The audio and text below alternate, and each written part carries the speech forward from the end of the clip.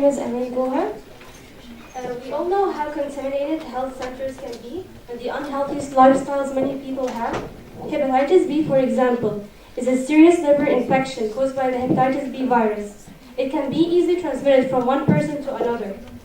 For some people, hepatitis B becomes chronic, meaning it lasts more than 6 months. Having chronic hepatitis B increases your risk of developing liver failure, liver cancer, or liver cirrhosis, which is a permanent scarring of the liver.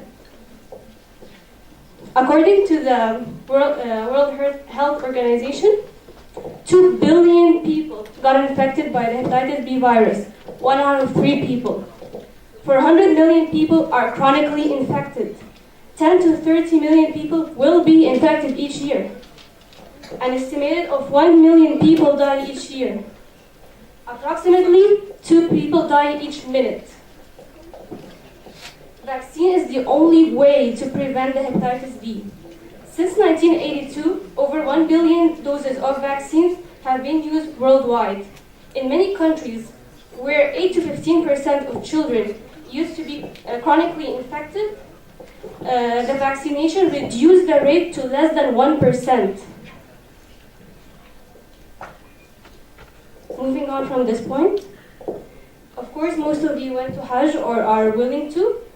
Mingling of visitors from many countries, some of which have poor health systems, still plagued by preventable infections, can lead to the spread of epidemics. If an outbreak were to occur on the road to Mecca, pilgrims could exacerbate the problem to their homes and infect other people.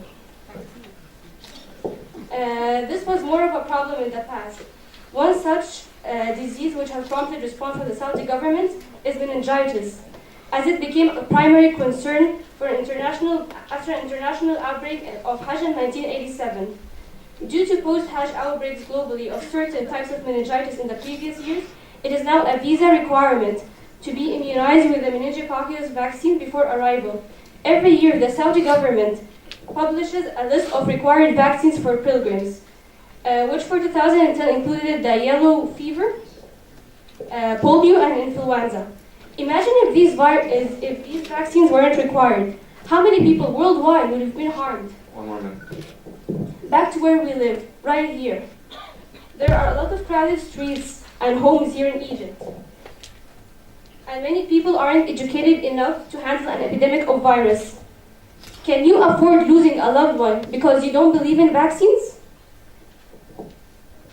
You're not going to lose anything if you took it, because the vaccines are one of the safest drugs.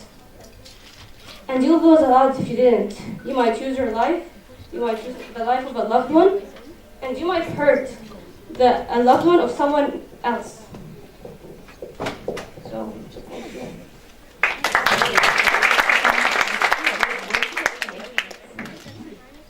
Okay, you stated in your speech that vaccinations are the only way to prevent hepatitis B and other chronic diseases, but there are epidemics of autoimmune diseases and other chronic diseases on the rise, and how can we exclude the probability that vaccinations are behind them? Okay, so you stated that vaccinations are the only way to prevent some chronic disease, and you gave the example of hepatitis B. Then there are autoimmune diseases and neurological disorders and other chronic diseases that are on the rise. There are epidemics on the rise, especially in children. So how can we eliminate the possibility that vaccinations are behind the rise in numbers? Statistically, the number of children who had these kind of virus increased to less than 1%. I mentioned that with children with poor health systems, the ones that get chronically infected from 8 to 15%, it's reduced to less than 1%. That means that the vaccinations don't cause these things. But there's still a 1% chance that they might. It's getting less. The rates are getting lesser every time people use more vaccines. And the debate before us mentioned how people with hepatitis face problems in getting jobs. If we vaccinated people, maybe they wouldn't. But I'm not talking about hepatitis, I'm talking about other chronic diseases such as autoimmune diseases. they are on the rise, and it might correlate with the increase in vaccinations. So they might be a contributing factor. So why would you make vaccinations compulsory if they might play a role in the rise in autoimmune diseases? Okay, that's a very interesting point, and we'll answer it in the next speech.